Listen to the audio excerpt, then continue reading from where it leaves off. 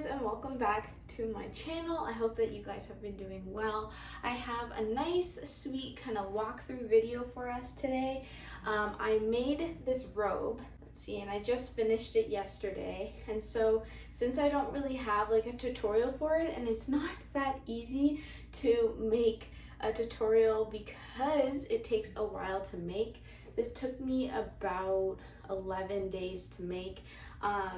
Some days I didn't work, and then some days I worked from like morning, had lunch, dinner, and then all the way through the night. So it's really hard to measure how many hours I put into this, but that's generally how long it took me. So from the 14th of May to the 27th, I think was yesterday, or the 26th. So yeah, I'm just gonna do kind of like a walkthrough video for us so that you can see how everything's everywhere, so that you can see how I made this, and I'm gonna explain to you what I did because I didn't follow a pattern and this was freehand. So I'm gonna show you everything like that, and I'm gonna try to not edit it too much because it's just gonna be a simple walkthrough. So grab your notepad and also grab your pen, or just follow this video. And also, this is on my Etsy shop. I was asked if I'm going to sell it, and at first I was like, okay, I didn't really think to, but honestly, I do make pieces for you guys to purchase and own and wear, to put a lot of beautiful pieces in your home, and definitely some homeware would fall into that category. So I said, okay, I'll put this in my shop so you can go support me and support my shop and my creations, and on my Etsy page. And you can find that link in the description below. So let's get started. So I used acrylic yarn, okay. I used my 5.0 millimeter crochet hook for the whole piece. There were no other hooks used. Scissors, of course. I didn't follow a pattern. This is my own freehand. I used about 10 or 7 different colors of yarn. Some were more scrap yarn, some were kind of from new balls of yarn.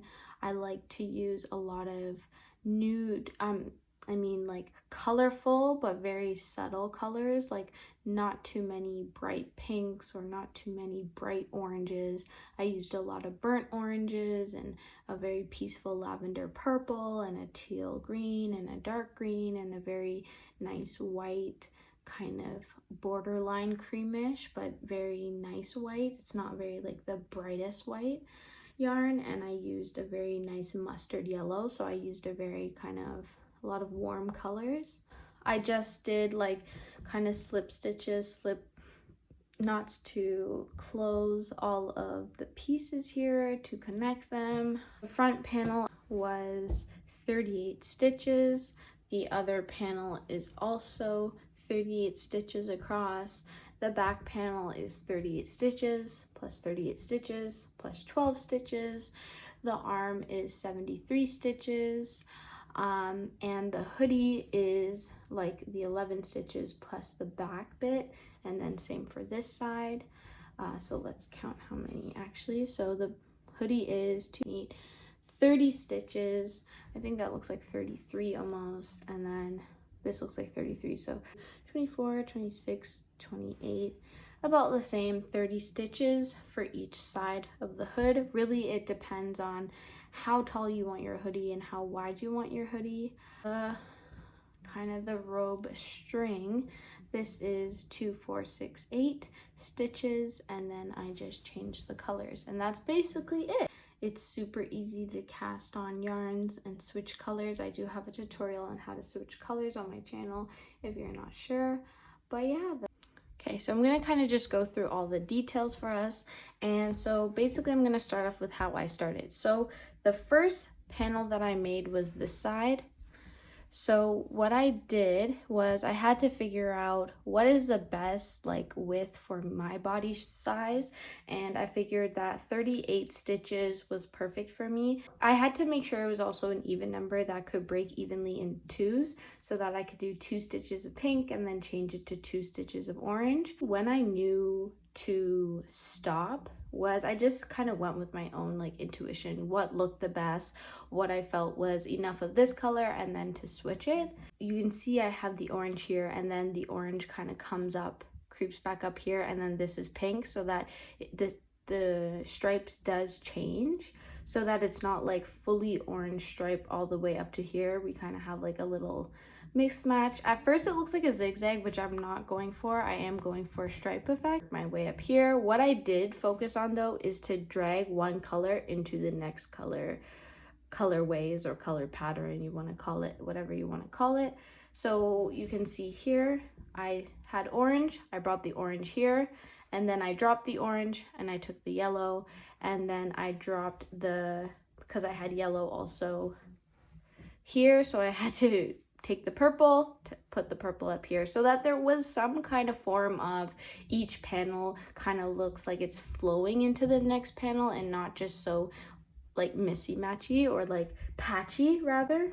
The full ball of yarn, I would go buy some for some colors that I've never had before, and I think I bought one with the yellow, but some of them were like scrap yarn that I had, so I only had like this much. I know that for this color I only had like a very small roll left, so that's why I didn't bring it back for any other parts of the robe.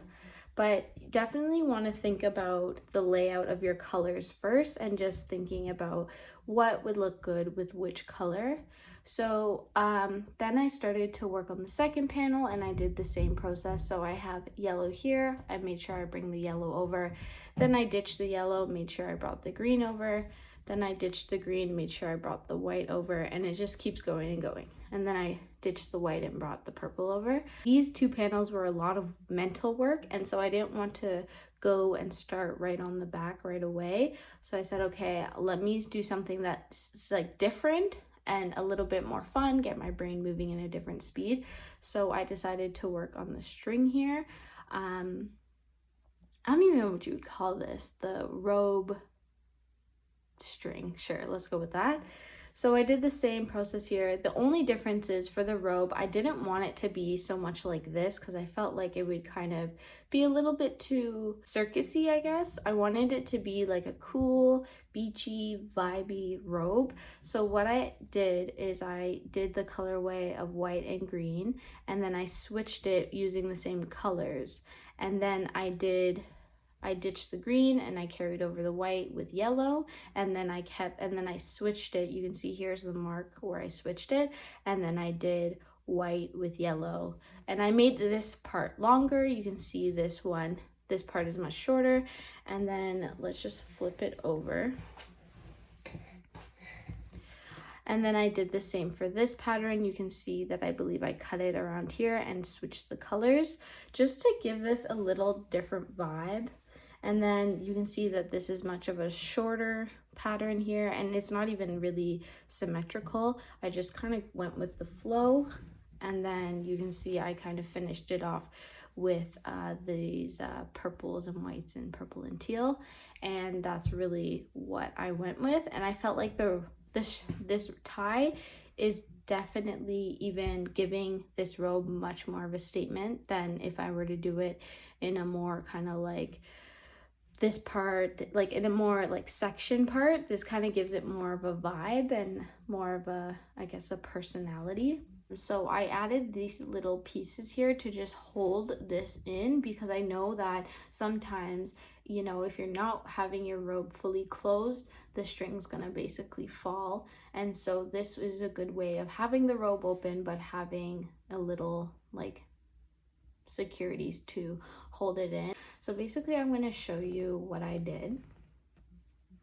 So I found the general area on the front panel of where I wanted to put this hook thing.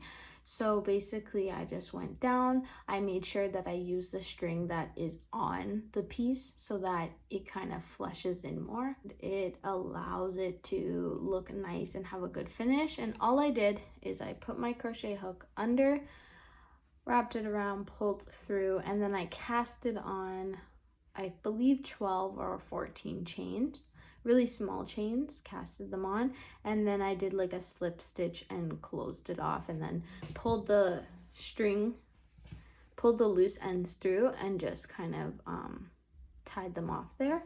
But for the back, it's really the same kind of material. The only difference is for the back, I had to do 38 stitches and then 38 stitches, and then I did an extra 12. So what I mean by that is because if you think of the first panel, it'll come to 38 stitches, and then if you think of the other panel, it'll also come to 38 stitches, and you need to have that additional area for your neck.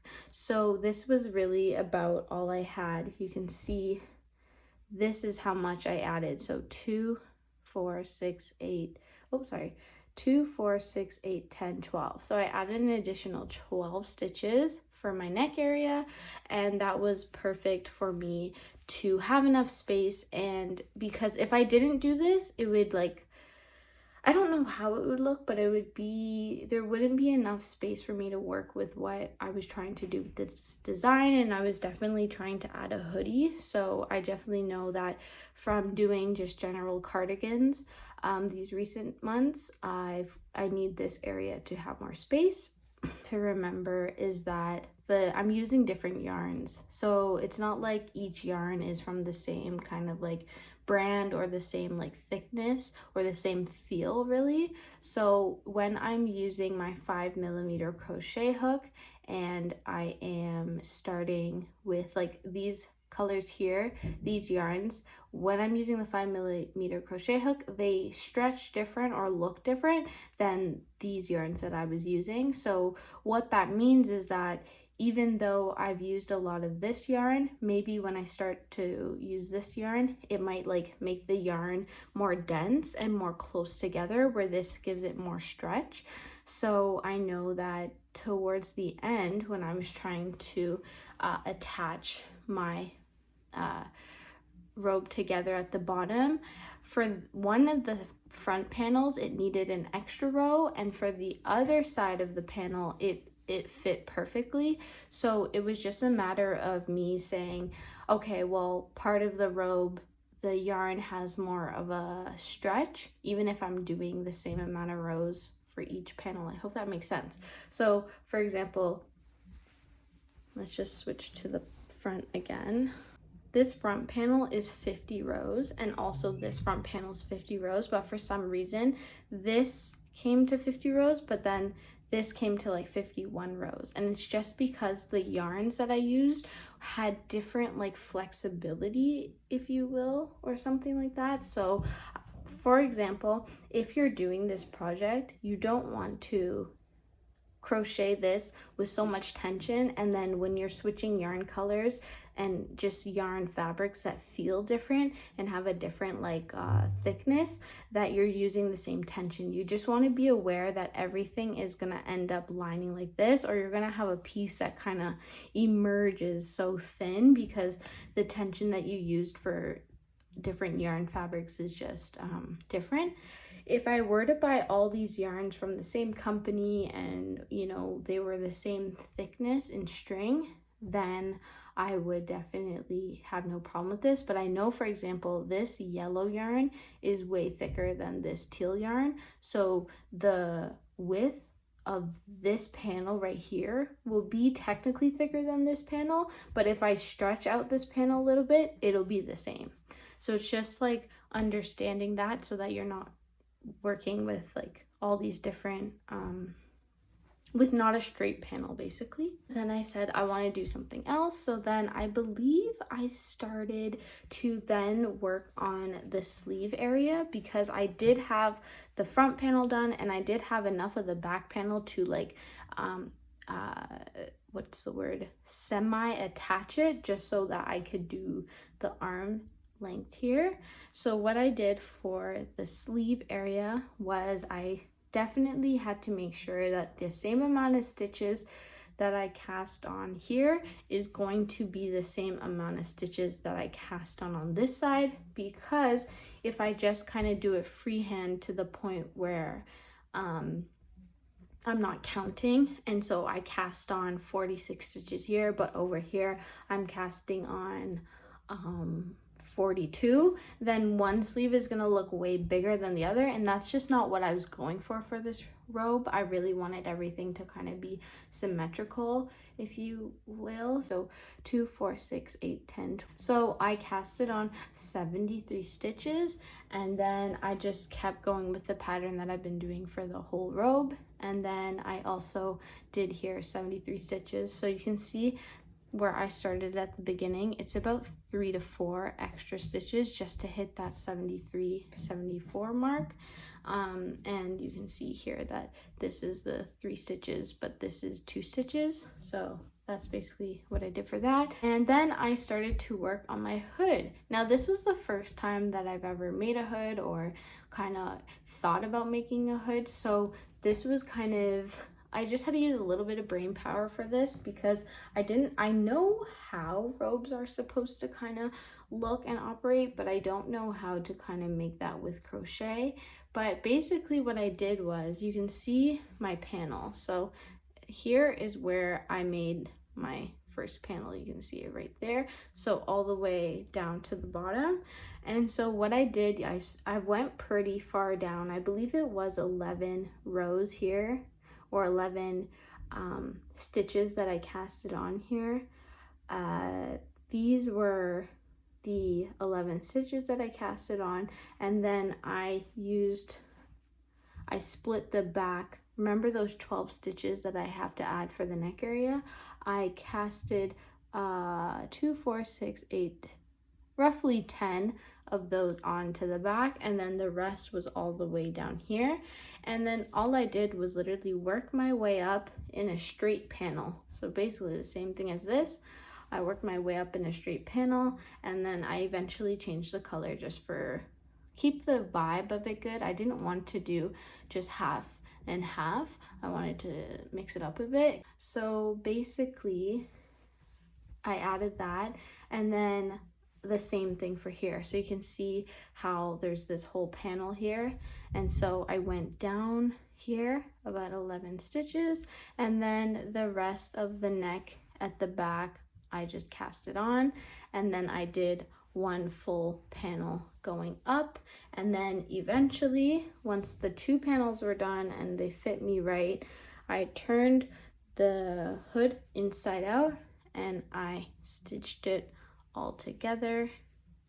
You can see I stitched it all together, and then I just kept going and I stitched it along the top, and this is the opening.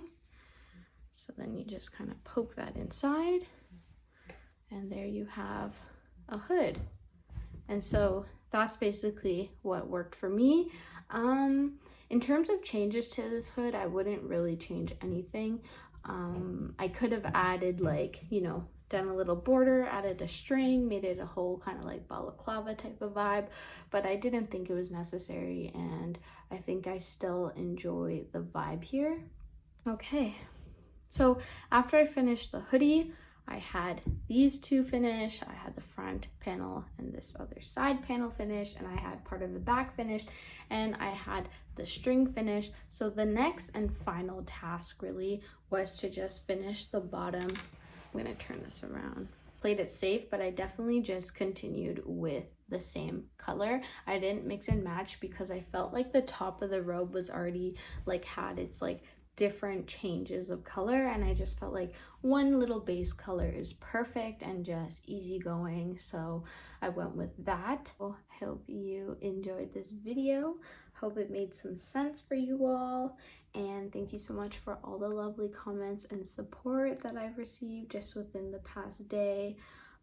Thank you for the algorithm for, like, right now I'm at 55k views on TikTok with this, and I think I'm at 5k on Instagram, so I'm very thankful for all of those results within just a day. So thank you so much, and this is on my Etsy if you're interested in purchasing it, and bye bye.